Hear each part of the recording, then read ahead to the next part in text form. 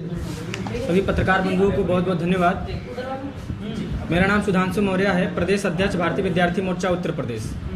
और आज press conference में मैं ये बताना चाह रहा हूँ कि जो राष्ट्रव्यापी आंदोलन की घोषणा किया गया है 6 अक्टूबर 2025 को, इस आंदोलन में देश भर से लाखों की संख्या में लोग आने वाले हैं। मैं उत्तर प्रदेश को नेतृत्व में कर रहा हूँ, तो उत्तर प्रदेश में 75 ज़िले हैं और हर ज़िले से लगभग 100 से 200 के दरमियान में लोग आ रहे हैं, क्योंकि आंदोलन ये छात्र, युवा, बेरोजगार और नौजवानों का है। ऐसा राष्ट्रव्यापी आंदोलन आज तक किसी ने ऑर्गेनाइज नहीं किया, तो भारतीय विद्यार्थी मोर्चा के बैनर तले किया जा रहा है। और इस देश में विद्यार्थी हम लगातार प्रचार प्रसार कर रहे हैं। हमने JNU में किया, जामिया में किया, अभी हमने UPSC के छात्रों से मुलाकात किया, टीचरों से मुलाकात किया, तो उनके अंदर एक खुशी की लहर है कि जो हमारे लगातार पेपर लीक हो रहा है उसका मुद्दा भी आप लोगों ने रखा। तो उन्होंने कहा कि हम पूरे आंदोलन को समर्थन करते हैं। यहाँ तक कि टीचरों ने भी हमारे आंदोलन को समर्थन किया। और बिहार में एक टीचर हैं विपिन सर, उन्होंने मैथ मस्ती करके उनका वो पढ़ाते हैं, तो उन्होंने भी इस आंदोलन में बाकायदे वीडियो बनाकर उन्होंने समर्थन किया। अभी हमने दृष्टि में बात किया, हमने खान सर से बात किया और हमने IAS अकेडमी से बात किया, विजन IAS से बात किया। यानी कई हम कोचिंग संस्थाओं से लोगों से मिल रहे हैं, लोग समर्थन दे रहे हैं और उनके द्वारा भी उनके जो व्यूअर हैं, उनके जो सपोर्टर हैं, सब्सक्राइबर हैं, वो भी आने वाले हैं। यानी इस 6 अक्टूबर को आप लोग देखेंगे कि लाखों की संख्या में जंतर मंतर पे लोग आ रहे हैं और सरकार को हमारी बातें सुनना पड़ेगा, क्योंकि ये सरकार युवाओं से चलती है। युवाओं ने इनको अपने शिक्षा और नौकरी को बचाने के लिए उनको चुना है, लेकिन सरकार का रवैया शिक्षा विरोधी है। सरकार का रवैया युवाओं के विरोध में है कि युवा अब सेल्फ डिफेंस हो रहा है और सरकार से सवाल पूछ रहा है और आंदोलन कर रहा है। तो सरकार से मेरी निवेदन है कि छात्रों का साथ दे, वरना इस देश में बड़े बड़े क्रांतियाँ युवाओं ने किया है, तो आगे भी इस देश में क्रांति जन आंदोलन की ओर बढ़ेगा। मैं आज की इस प्रेस कॉन्फ्रेंस में यही संदेश देना चाहता हूँ आप सभी लोगों के लिए। जैन जी आपके साथ हैं? जी, जैन जी आपके साथ हैं? जैन जी नहीं, ऐसा मेरा कोई भी उनसे हम प्रभावित नहीं है। हमारा आंदोलन पहले भी चलता रहा है, हम आगे भी चलते रहेंगे। हम संवैधानिक दायरे में आंदोलन करना चाहते हैं और हम संवैधानिक दायरे में आंदोलन करते रहेंगे। ये विद्यार्थी व बेरोजगारों का आंदोलन है और जो हमारा आंदोलन, जैसा कि माननीय सुधांशु मौर्य सर ने बताया कि हम संवैधानिक दायरे में रह के करना चाहते हैं। तो अभी जिस तरीके से आपने उदाहरण के तौर पर नेपाल को देखा, नेपाल से पहले बांग्लादेश देखा, श्रीलंका देखा, तो वहाँ पर इमेच्योर रिवोल्यूशन हुआ। इस बात को समझना बहुत ज़रूरी है। वो जन जी का जो आक्रोश रहा, उस तरीके से हम अपने यहाँ पर इन्वाइट नहीं कर रहे वैसे लोगों को जो तोड़फोड़ मचाए। हम संवैधानिक दायरे में रहकर हम इस आंदोलन को जन आंदोलन में तब्दील कर रहे हैं, लेकिन संवैधानिक दायरे में रहकर, जिससे हमारे ऊपर कोई भी ब्लेम ना लगे, क्योंकि ये भारत देश की जो प्रॉपर्टी है वो सब हमारा, हम सभी मूल निवासियों का ही है। इसमें कुछ भी अगर नुकसान इन्वाइट कर रहे हैं, बिल्कुल इन्वाइट संवैधानिक तरीके से, अगर संवैधानिक दायरे में रहकर। क्योंकि एक बात और बता दूं, जो भारतीय विद्यार्थी मोर्चा है ये कैडर बेस्ड ऑर्गेनाइजेशन है। सबसे इम्पॉर्टेंट बात यह है कि अभी तक अलग 3 देशों में जो आंदोलन हुए वो कैडर बेस्ड आंदोलन नहीं थे। अभी उनका रिजल्ट भी उस तरीके से नहीं आया। अभी हम उसकी बात नहीं करना चाहेंगे, सिर्फ यही कहना चाहते हैं कि भारत देश में जो भारतीय विद्यार्थी मोर्चा के तहत जो 6 अक्टूबर को राष्ट्रव्यापी आंदोलन की जो घोषणा हुई है, जिसको हम सफल बनाने के लिए भारत देश के कोने कोने में कार्यकर्ता निरंतर लगे हुए हैं, सारे के सारे कैडर बेस्ड हैं।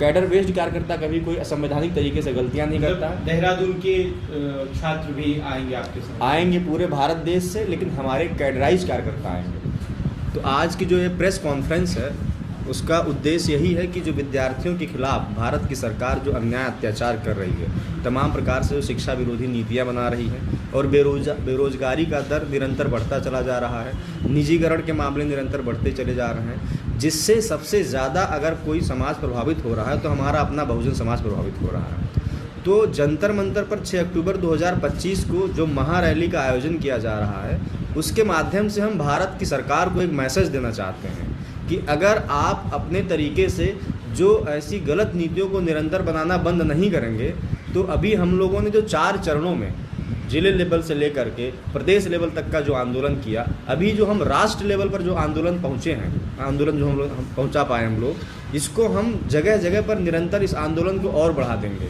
और जन आंदोलन की तरफ तब्दील करने का पूरा प्रयास करेंगे। तो सरकार, जो भारत की सरकार है, उसको घुटने टेकने पड़ेंगे। यही हमारी चेतावनी मैं देना चाहता हूं भारत की सरकार को कि बहुत जल्द अपनी नीतियों पर वो रोक लगाएं और हमारे जो विद्यार्थियों की जो हमारी जो मांग है उसको तुरंत पूरी करें। यही हमारा प्रेस कॉन्फ्रेंस का मुख्य उद्देश्य है। और भारत देश के सभी विद्यार्थी, छात्र, युवा, बेरोजगारों से अपील है कि 6 अक्टूबर को अपने ही हक अधिकार को बचाने के लिए आपको दिल्ली के जंतर मंतर पर आना ज़रूरी है, क्योंकि हमारे पिताजी के लोगों के जो हमारे जो पूर्वज थे, हमारे जो महापुरुष थे, उनकी कुर्बानियों और उनके समाज के प्रति ईमानदारी से किए गए मेहनत की वजह से हमारे पिताजी लोगों को नौकरियां मिली। जैसे मेरे पिताजी गवर्नमेंट सर्वेंट हैं, ऐसे ही हमारा जो यूथ वर्ग है, उनके एक ऊपर की पीढ़ी जो है वो सरकारी नौकरी बड़ी आसानी से कर पा रही है। लेकिन हम लोगों के सामने से सारा अवसर खत्म कर दिया गया है। तो अगर हमको अपने अवसर को बचाना है और अपनी अगली पीढ़ी के अवसर को ज़िंदा रखना है, तो हम सभी को अभी पसीना बहाना पड़ेगा। क्योंकि अगर हमने अभी पसीना नहीं बहाया 6 अक्टूबर 2025 को इस रैली में शामिल होने पर, तो हमें आगे खून बहाने से भी आज़ादी नहीं मिलने वाली है। तो यही मेरी एक अपील है आप लोगों के चैनल के माध्यम से कि ज़्यादा से ज़्यादा विद्यार्थी इस रैली में शामिल हों, जिससे कि सरकार को पता चल सके कि हमारे यहाँ का जो छात्र, जिस तरीके से सरकार समझती है कि भारत देश का जो स्टूडेंट वर्ग है, छात्र वर्ग है, वो गूंगा, बहरा और अंधा है। ऐसा नहीं है। इस रैली के माध्यम से हम सरकार को ये मैसेज देना चाहते हैं।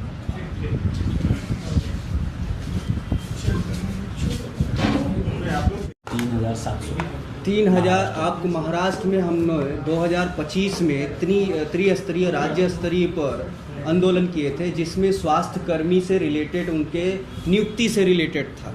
और 3,000 ऐसे हमारे SC ST OBC विद्यार्थियों की नियुक्ति फंसी हुई थी।